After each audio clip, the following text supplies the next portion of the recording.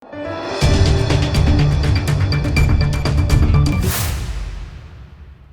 દર્શક મિત્રો, આપ જોઈ રહ્યા છો લોકમૈત્રી ન્યૂઝ. હું છું એન્કર અર્પિતા પટેલ. હવે જોઈએ અગત્યના સમાચાર. વડોદરામાં પારુલ યુનિવર્સિટીમાં કોમ્પ્યુટર એન્જિનિયરિંગમાં અભ્યાસ કરતી 17 વર્ષની વિદ્યાર્થીનીને ટેમ્પો ચાલકે ટક્કર મારી આરોપી ટેમ્પો લઈને ભાગી છૂટ્યો હતો.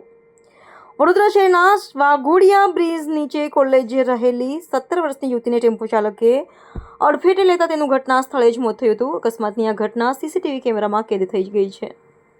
ઘટનાની જાણ થતાં કપૂરાઈ પોલીસ ઘટના સ્થળે દોડી ગઈ હતી અને આ મામલે તપાસ શરૂ કરી છે. વડોદરા શહેર નજીક આવેલી પારુલ યુનિવર્સિટીમાં કમ્પ્યુટર એન્જિનિયરિંગનો અભ્યાસ કરતી 17 વર્ષીય વિદ્યાર્થીની મૈત્રી શાહ આજે સવારે તેના ઘરેથી કોલેજ જવા માટે નીકળી હતી.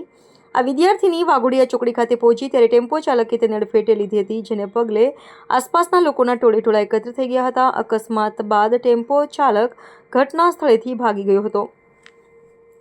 બીજી તરફ કપૂરાઈ પોલીસ સ્ટેશનનો સ્ટાફ ઘટના સ્થળે દોડી ગયો હતો અને ઘટના સ્થળે લોકોના ટોળા એકત્ર થઈ ગયા હતા અને લોકોમાં ભારે આક્રોશ જોવા મળ્યો હતો. અકસ્માતને પગલે વાઘોડિયા બ્રિજની નીચે ટ્રાફિક જામ પણ સર્જાયો હતો. પોલીસે વિદ્યાર્થીનીના મૃતદેહને પોસ્ટમોર્ટમ અર્થે સાજી હોસ્પિટલમાં મોકલી આપ્યો છે અને પોલીસ આરોપીની શોધખોળ શરૂ કરી છે.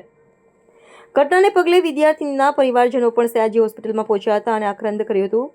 અકસ્માતની સમગ્ર ઘટના સીસીટીવી કેમેરામાં કેદ થઈ છે, જેમાં ટેમ્પો ચાલક વિદ્યાર્થીનીને અડફેટે લેતો દેખાય છે. ત્યારબાદ તે ટેમ્પો લઈને ભાગી જાય છે.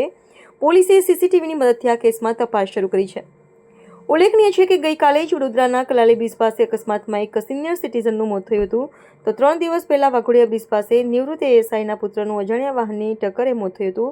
આમ વડોદરા શહેરમાં છેલ્લા કેટલાય દિવસોથી સતત અકસ્માતો થઈ રહ્યા છે, જેમાં લોકોએ જીવ પણ ગુમાવ્યા છે. થોડા ઘણા સમયથી અત્યારે બહુ એક્સિડન્ટ વડોદરા શહેરમાં થઈ રહ્યા છે.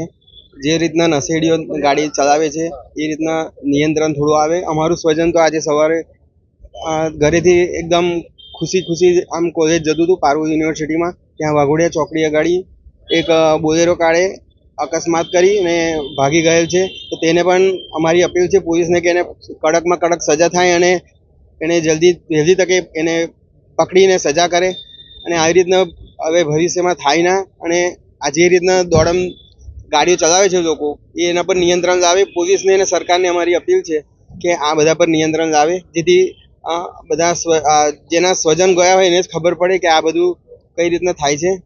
એટલે અમારી અપીલ છે સરકારને. જે રીતે દીકરી મૃત થઈ છે તેની ઈચ્છા પ્રમાણે તેના અંગોનું દાન પણ કરવામાં આવ્યું છે. શું દાન કર્યું છે અને શું કહી શકો? અમારા ફેમિલીના અમારી ઈચ્છા હતી કે ભાઈ છોકરીની આંખો વ્યવસ્થિત એ છે તો બીજા કોઈને ઉપયોગમાં આવી શકે, કે જેથી બીજાને આંખની દ્રષ્ટિ મળી શકે. એ અનુસાર અમે એ દીકરીની આંખોનું અમે દાન કર્યું છે. જ્યારે બીજા અંગોનો પણ ઈચ્છા હતી, પણ એ બીજા અંગો દાન થઈ શકે એમ ન હોવાથી અમે એ કરી શક્યા નથી. આપણું નામ? નીરવ શાહ.